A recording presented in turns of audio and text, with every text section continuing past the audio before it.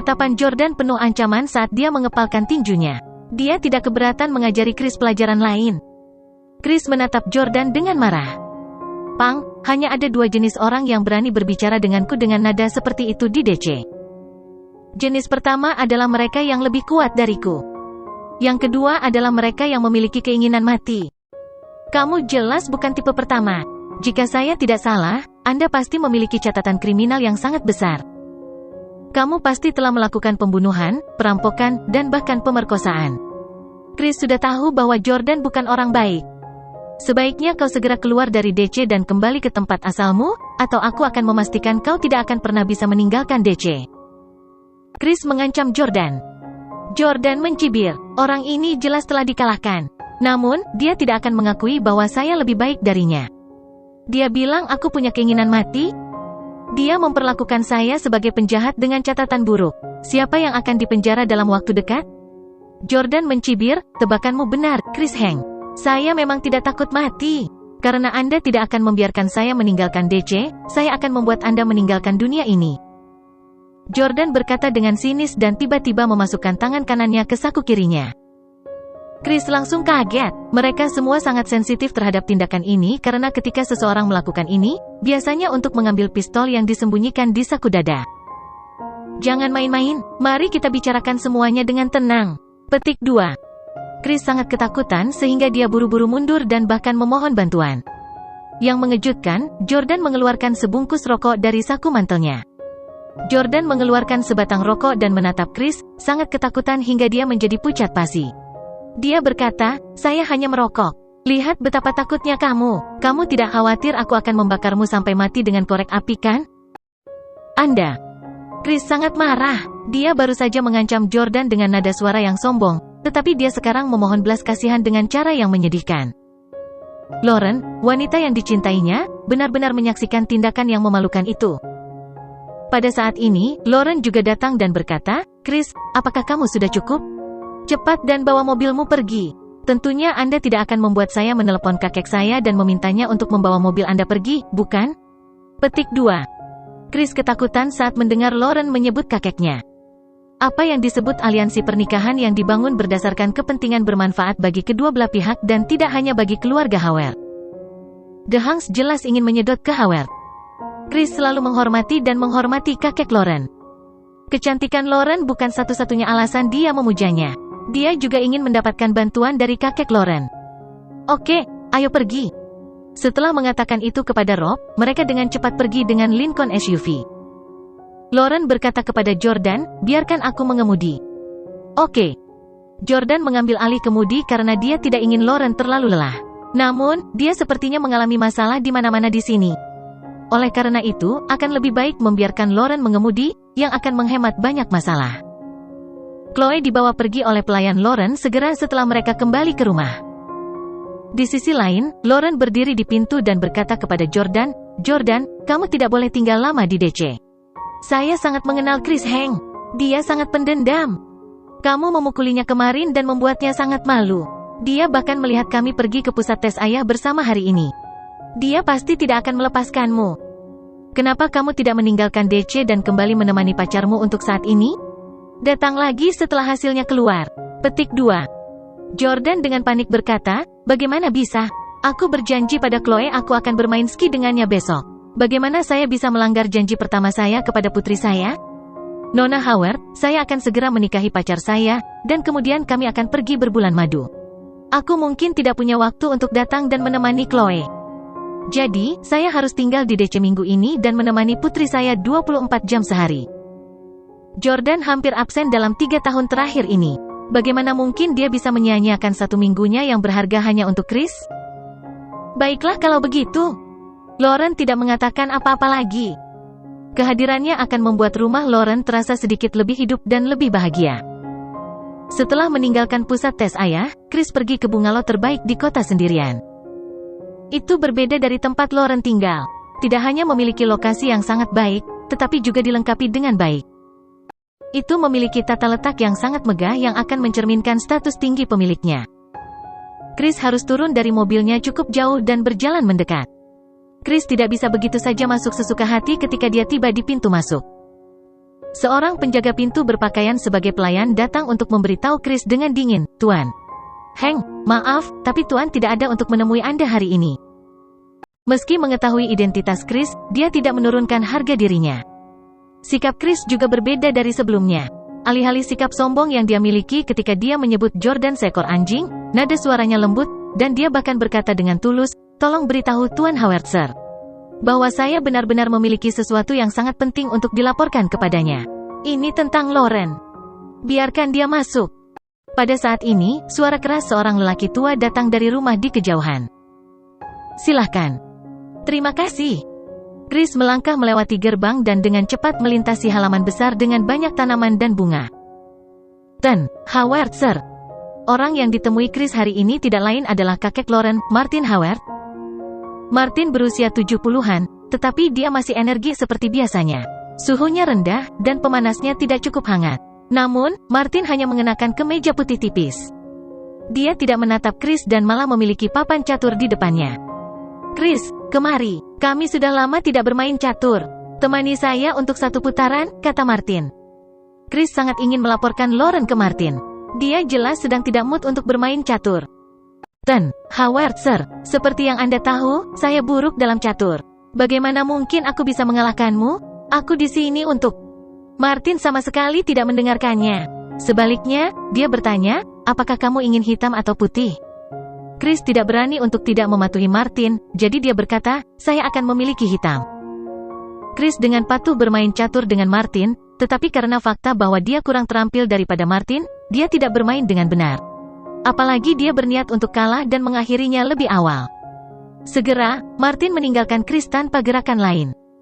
Chris bertepuk tangan dan memuji, "Tuan Howitzer, Anda benar-benar hebat. Saya tidak memiliki sarana pembalasan sama sekali." Petik 2. Martin berkata dengan sedikit kecewa, "Chris, kemampuan bermain caturmu telah menurun. Saya mengharapkan Anda untuk memainkan permainan catur yang membosankan dengan saya." Petik 2. Chris tidak tahu apa yang dimaksud Martin.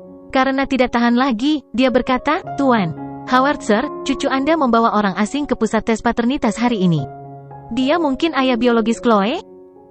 Chris tahu bahwa keluarga Howard juga telah mencari ayah kandung Chloe dan percaya bahwa Martin akan terkejut ketika mengetahui berita itu. Namun, Martin tetap tenang dan tenang sambil terus menyesap tehnya tanpa sedikit pun kejutan. Chris langsung terkejut. "Ten Howitzer, mungkinkah Anda sudah sadar?" Chris bukan orang bodoh, jadi dia tahu dari reaksi Martin bahwa dia jelas tidak buruk. Chris buru-buru berkata, "Tuan Howitzer, saya mendengar bahwa Pang telah menggunakan cara yang tidak terhormat untuk tidur dengan Lauren dan menyebabkan aib besar bagi keluarga Anda.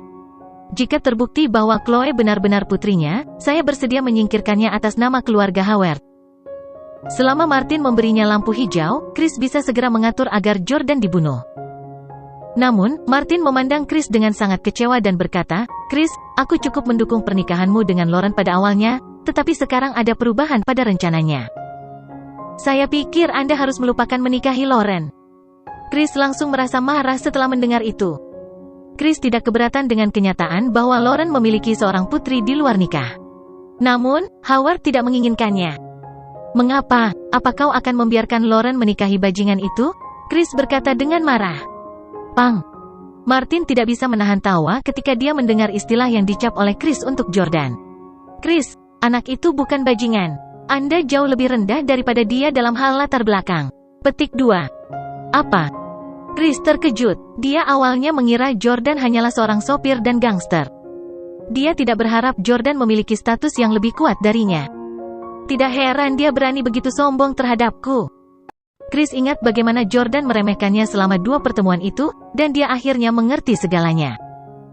Namun, Chris berpikir sejenak dan kemudian berkata, "Tuan Howitzer, bahkan jika Pang itu dan Lauren cocok satu sama lain, mengapa dia tidak menikahi Lauren setelah 3 tahun jika dia benar-benar mencintainya dan ingin bertanggung jawab untuknya?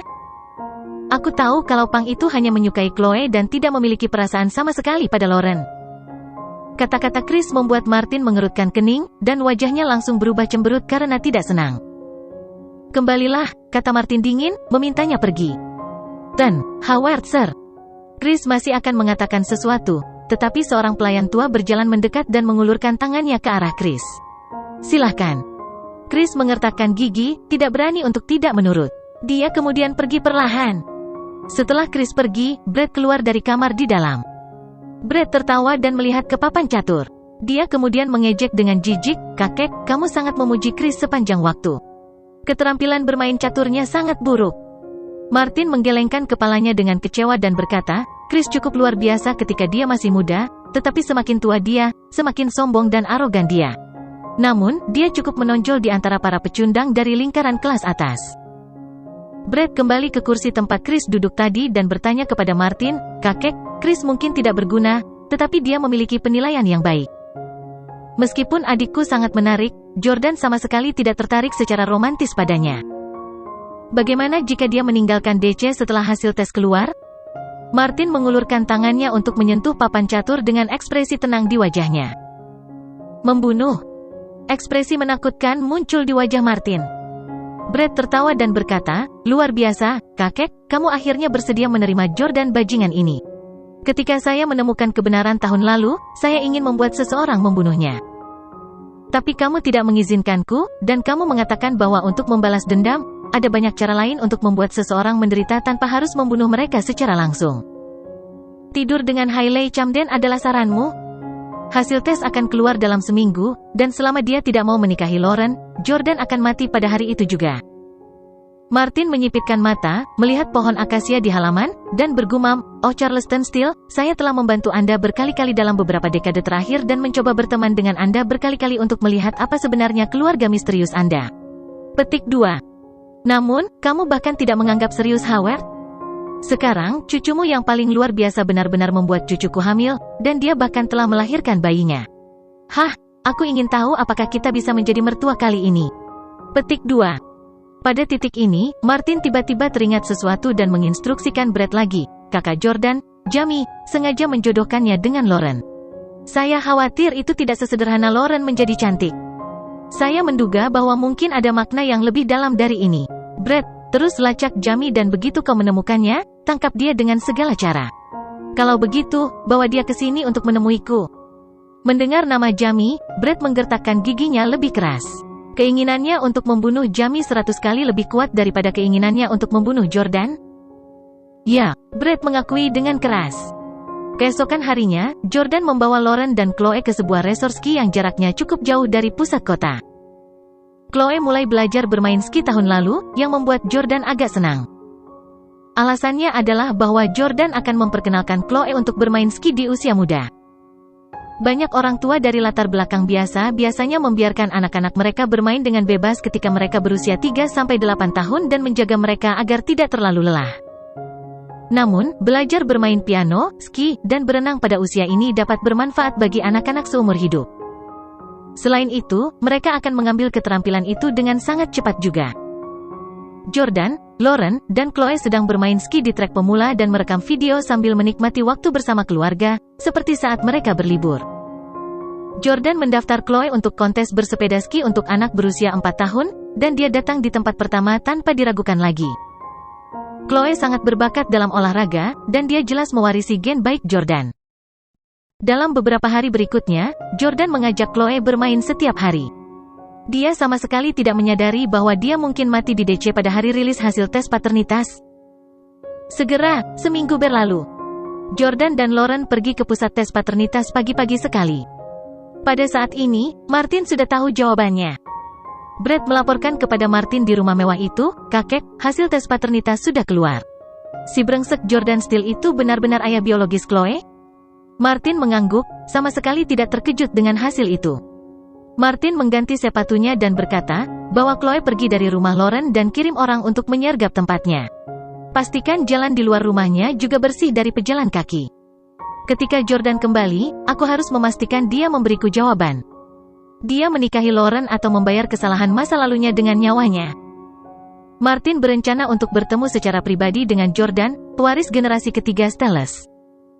Dia akan menuntut penjelasan dari Jordan sebagai kakeknya.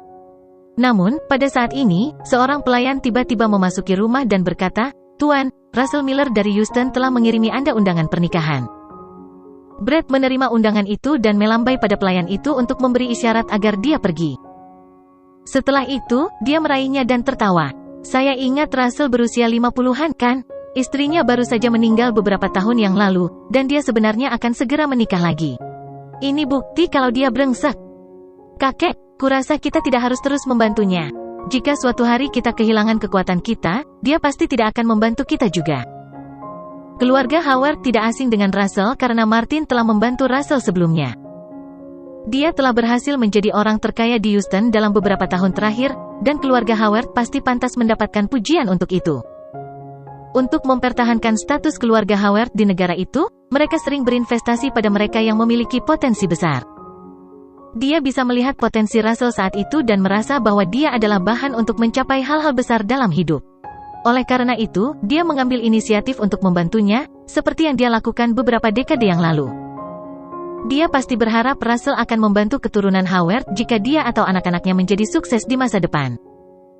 Martin bahkan tidak repot-repot melihat kartu undangan karena pria selevelnya tidak akan pergi ke pernikahan sembarang orang. Martin berkata, "Periksa jadwal Anda. Jika Anda bebas, lakukan perjalanan ke Houston." Brett berkata, "Aku tidak akan pergi. Aku bahkan tidak mengenalnya dengan baik. Jika Anda mau, kirim Alex ke sana." Yah, tapi berbicara tentang Russell, dia sebenarnya berhubungan dengan Jordan. Oh, begitu, minat Martin terusik saat menyebut Jordan. Brett berkata, "Kamu masih ingat bahwa Jordan punya pacar sekarang kan? Dia adalah Victoria Clarke, wanita yang pernah tampil di TV nasional dan dicap sebagai CEO paling cantik di New York City. Victoria berasal dari Houston, dan ku dengar dia pernah menjalin hubungan asmara dengan Russell." Haha, aku ingat Victoria Clarke memiliki saudara perempuan bernama Emily, seorang pramugari. Dia juga cantik. Kakek, menurutmu Russell akan menikahi Emily? Dia mungkin telah memilih untuk menikahinya sejak Jordan merenggut saudara perempuannya. Anjing tua itu, Russell, pasti mampu melakukan hal seperti itu. Hahaha. Martin mengerutkan kening pada Brett dan berkata, "Jangan bicara omong kosong. Russell tidak kasar seperti yang Anda inginkan. Dia masih cukup bisa diandalkan." Haha, tidak ada yang aneh di dunia ini. Aku berani bertaruh dia akan menikahi Emily. Brett tidak berniat membuka kartu undangan pernikahan, tetapi dia tiba-tiba tertarik.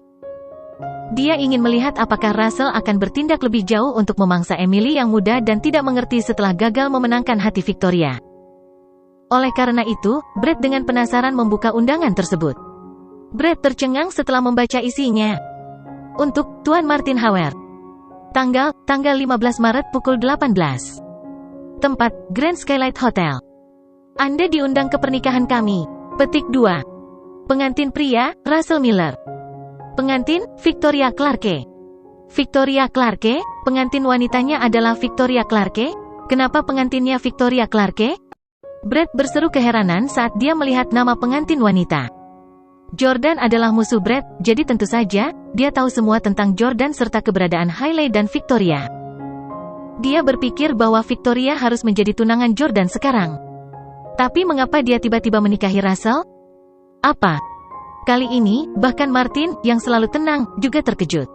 Apakah Anda baru saja mengatakan bahwa Victoria Clarke, yang akan menikahi Russell, adalah pacar Jordan Steele saat ini? Brett mengangguk dan berkata, "Ya, tentu saja. Beberapa waktu lalu, Jordan juga melamar Victoria, dan dia setuju untuk menikah dengannya." Mungkinkah Victoria mengetahui tentang Lauren dan Chloe tetapi tidak dapat menerimanya, jadi dia putus dengan Jordan dan memutuskan untuk menikahi Russell karena marah?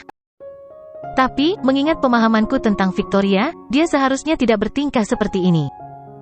Martin tertawa dan melepas sepatu yang sudah dia pakai. Dia berkata, "Sepertinya Tuhan tidak ingin kita berperang dengan Styles. Tuhan benar-benar ada di pihakku." Karena pacar Jordan akan menikah dengan orang lain dan mantan istrinya, Hailey Camden, hanyalah wanita murahan yang akan tidur dengan siapapun yang memberinya uang. Saya yakin Jordan pasti akan jatuh cinta pada Lauren. Jangan paksa dia, jangan sampai aku menjadi orang jahat. Martin dan Brett awalnya bermaksud memaksa Jordan untuk tunduk menikahi Lauren hari ini. Namun, mereka juga tahu bahwa Jordan, keturunan arogan dari keluarga Steele, pasti tidak akan setuju dengan mudah. Dengan demikian, Howard awalnya berencana untuk menyingkirkan Jordan untuk menunjukkan kepada Charleston dan Jamie bahwa keturunan Howard bukanlah orang yang bisa mereka mainkan seperti yang mereka inginkan. Namun, itu tidak lagi diperlukan pada saat ini. Jordan sekarang telah kehilangan pacarnya, dan Lauren adalah pacar paling cocok berikutnya untuknya. Namun, Brett kesal mendengarnya. "Kakek, apakah kamu tidak akan berurusan dengan Jordan hari ini? Aku sudah bersiap sepanjang malam.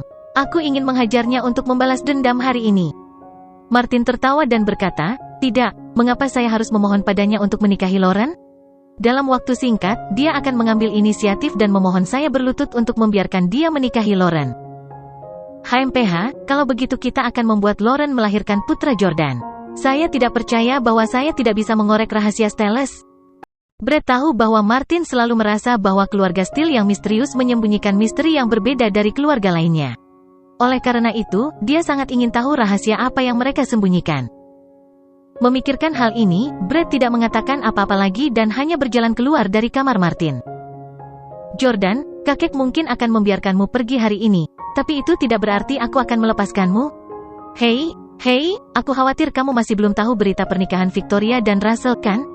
Aku akan memberitahumu sekarang. Pusat tes paternitas. Staf tersenyum dan menyerahkan laporan tes kepada Jordan, dengan mengatakan, selamat, Tuan Steele, Chloe Steele Howard adalah putri kandung Anda. Melihat laporan pengujian, kali ini jauh lebih mudah daripada New York City. Ekspresi wajah Profesor Gunn saat itu cukup membuat Jordan sangat gugup. Ekspresi staf di sini bagus untuk ditafsirkan, dan sekilas jelas bahwa Chloe milik Jordan. Jordan melihat laporan tes dan kemudian menatap Lauren dengan gembira. Keduanya berjalan keluar dari pusat tes paternitas. Duduk di kursi penumpang mobil, Jordan berkata kepada Lauren, setelah saya kembali, saya hanya bisa tinggal bersama Chloe selama 1 jam lagi, dan saya harus pergi ke Houston. Lauren mengangguk dan bertanya, oke, kamu akan mengadakan pernikahan dengan pacarmu kan? Ya, Jordan tersenyum senang. Ekspresi Lauren sedikit pahit. Namun, dia masih berkata, selamat. Jordan melihat profil samping Lauren yang sangat cantik dan berkata, terima kasih. Tidak butuh waktu lama bagi Jordan dan Lauren untuk kembali ke rumah Lauren. Setelah masuk, dia menemukan bahwa Brett telah duduk di ruang tamu dan menunggu lama. Bagaimana hasil tesnya? Brett bertanya dengan satu kaki disilangkan di atas yang lain. Lauren berkata, Jordan adalah ayah biologis Chloe. Brett berkata, baiklah, Jordan, karena kamu adalah ayah Chloe dan saudara perempuanku menyukaimu, kamu harus tinggal di DC dan segera menikah dengan saudara perempuanku.